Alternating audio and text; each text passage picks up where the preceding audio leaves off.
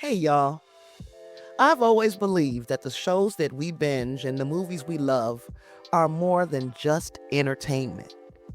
They're a window into who we are and who we might become. They're a place to talk about what truly matters. Welcome to Culture First, Democracy Always. I'm Tasha Pierce. Think of me as your favorite auntie who could talk about the latest sci fi flick 1 minute and then get to talking about voter suppression the next. On this podcast, we break down pop culture from the movies and TV shows you love to the books you can't put down to talk about power, talk about freedom, and talk about survival. We'll connect these stories to our current politics and the constant, everyday resistance we all face. Because culture shapes who we are, and democracy is the freedom to be that person. Culture first, democracy always.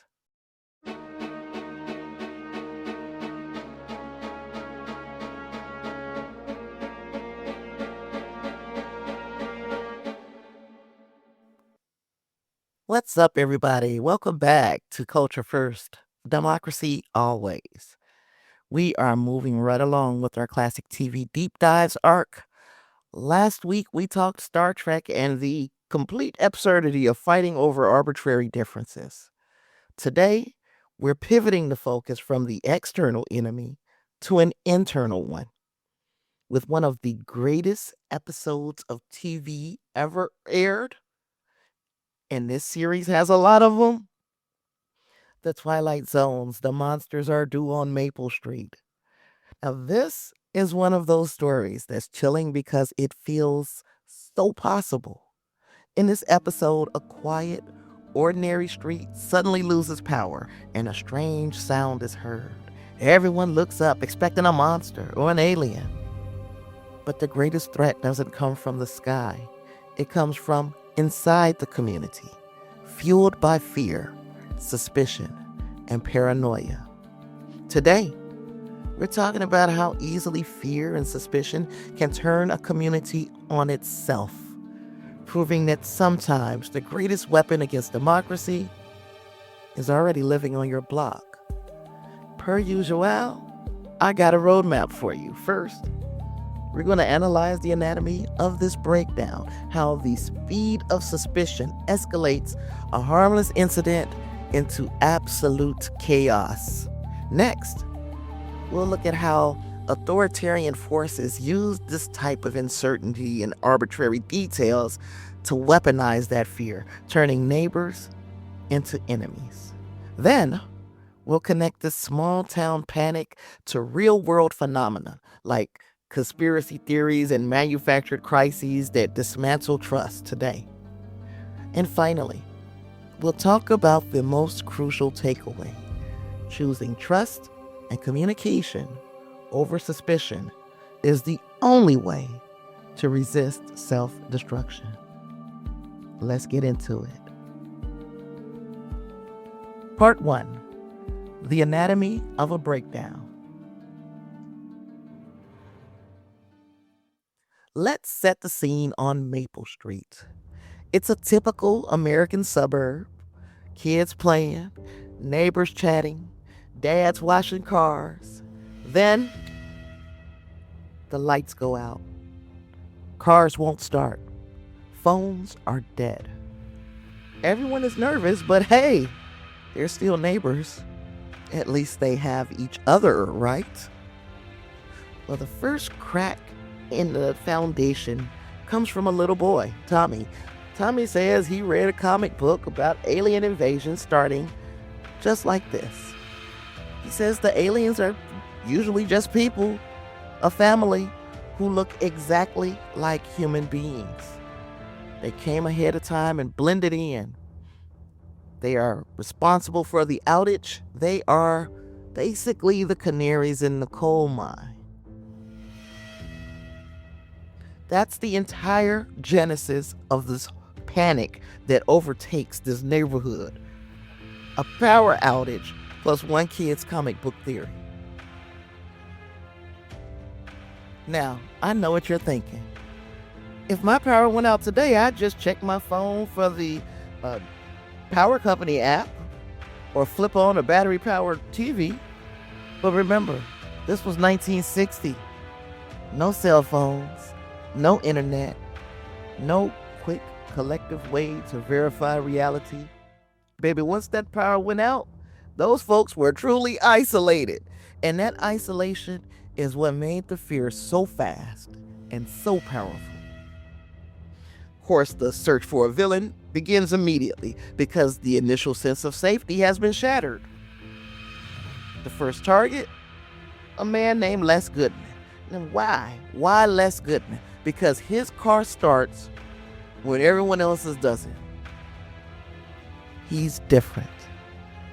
He's the first one who shows an anomaly. And this is the first lesson. When fear is introduced, the search for a villain begins immediately. Normality becomes suspicious. The thing that makes you slightly different, the thing that makes you the odd one out, is suddenly proof of your guilt.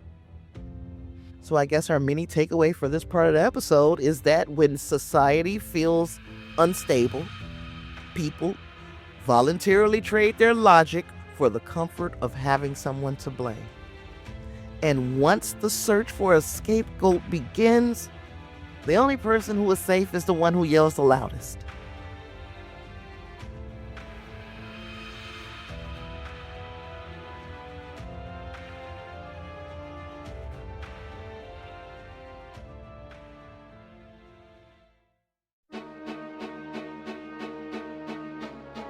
Part 2. Fear as a weapon. Now let's dig into the mechanisms of self-destruction, shall we? Because this is the political lesson, hiding in plain sight. The real monsters in this story are brilliant. They wouldn't even have to launch an invasion. All they had to do was introduce uncertainty and then step back and let the community destroy itself. Because once Les Goodman is accused, the floodgates open. The neighbors start listing every little detail about him that proves that he's the one. He stays up late. He owns a ham radio. He's not very friendly. He's kind of distant. But of course, it could never just stay with Les Goodman. They move on to the next person, Charlie, who was the first person to accuse Les. So why did they choose Charlie? Because Charlie has a basement, and he was the first one to accuse Les. The logic is circular, paranoid, and utterly baseless. And this isn't just some far-fetched black and white drama, y'all. Think about the fear that exploded in Springfield, Ohio just last year. You had Haitian residents in the community, immigrants, people who were different. Out of seemingly nowhere, rumors started that they were killing and eating local pets. Remember? Stop and think about that for a minute. That accusation is absolutely outrageous and demeaning, right? But the fear worked. The fact that they were different, combined with the horrifying one-off rumor, created a national flashpoint of fear and suspicion, aimed directly at an already marginalized group. That freakish rumor was repeated on the stage of a nationally televised presidential debate by none other than the current U.S. president. Yeah, that's because his goal isn't the truth. His goal is creating an enemy using 2 parts difference and 1 part horror. This is how political paranoia works. It doesn't rely on fact. It relies on habituation, getting people used to accusing their friends and neighbors. It relies on taking small, trivial truths like Charlie owns a ham radio and filtering them through the lens of terror until they become proof of treason. Think about laws right now that encourage neighbors to spy on each other, or political movements that demand total ideological conformity. Yes, I'm looking at you, MAGA. The goal isn't necessarily to find a real alien. The goal is to dismantle the social trust that keeps a democratic community functional. Trust is the bedrock of democracy. If you can't trust the person right next to you, you can't organize. You can't vote together. You can't resist a genuine threat. These people are not just breaking windows, they are breaking the social contract. So what I want us to do right now is think in our community, or maybe a group that you belong to. How quickly do small conflicts or rumors escalate today? Like, what is the arbitrary detail that people will latch onto to judge someone else's motives or someone else's politics? See, we need to practice identifying the moment when a legitimate question becomes destructive accusations.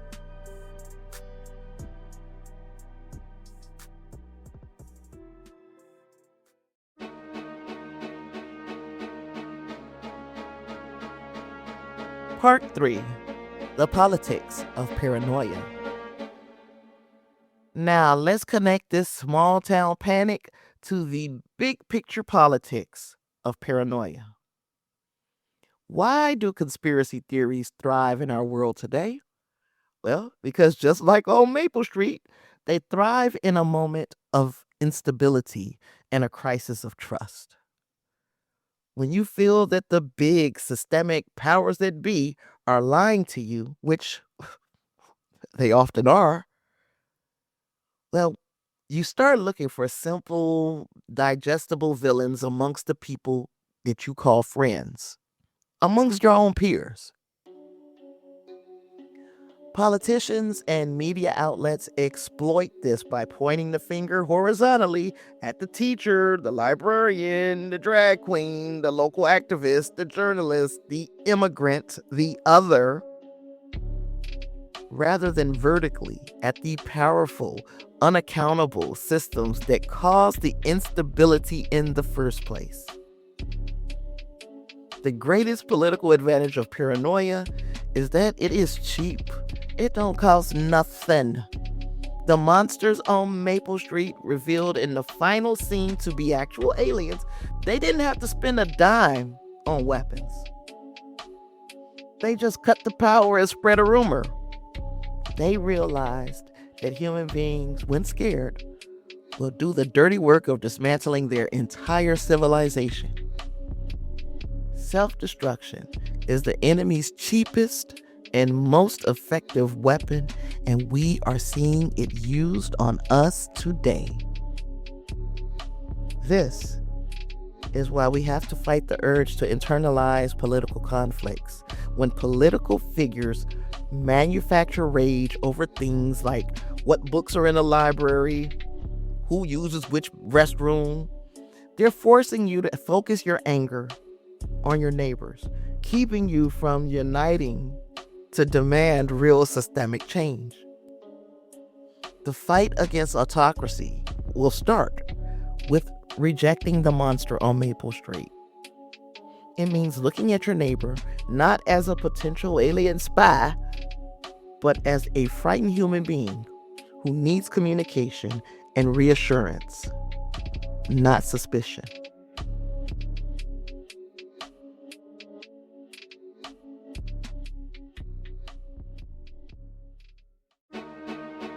And as I said before, the episode concludes with the most chilling revelation. I'm telling you, this is one of the best half hours of TV of all time, I think. I mean, I'm sure the young folks would argue with me, but argue with somebody else. The chilling revelation is that the chaos on Maple Street was caused entirely by the community's own fear and paranoia. and it was expertly leveraged by outside observers. The aliens' final analysis is that humans are their own worst enemy. Here's where we find our hope. Oh Lord, it might seem like, dang, well, where's the hope in this? We're not fictional characters programmed for failure. The hope is in that we have the choice to rewrite the ending.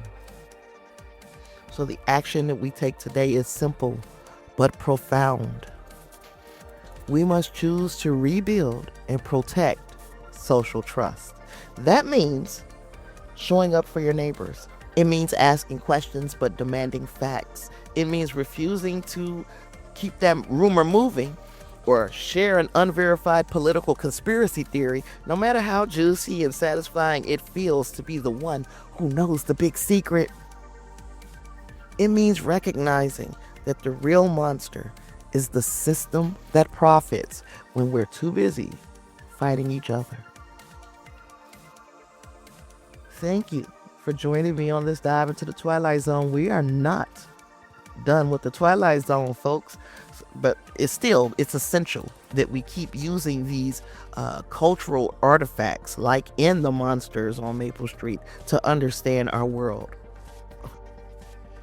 And as a reminder, if you want the deeper dive, the historical context, the articles on the history of McCarthyism and propaganda, and a reading list on political paranoia, you might want to join the community for my Thursday newsletter drop.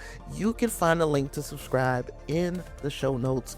You can also find me on Blue Sky, Threads, and Instagram at Culture First Always, so we can keep building this thing together. And per usual, it's culture first, democracy always.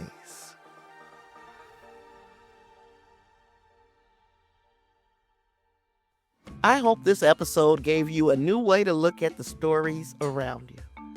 It's so easy to feel alone in this work, but remember, there's a whole community of grown folks out here connecting the dots. If you're not already subscribed, my newsletter drops every Thursday and provides a deeper look at these themes. It's like an email from a friend who's just a little obsessed with connecting culture and politics. You can find the link in the show notes. And also, let's connect on social media too. I'm on Blue Sky, Threads, and Instagram, and I just love continuing these conversations with you all throughout the week. Thank you so much for listening. Be sure to tune in next Wednesday for the next episode. And I'm Tasha Pierce. Culture first, democracy always.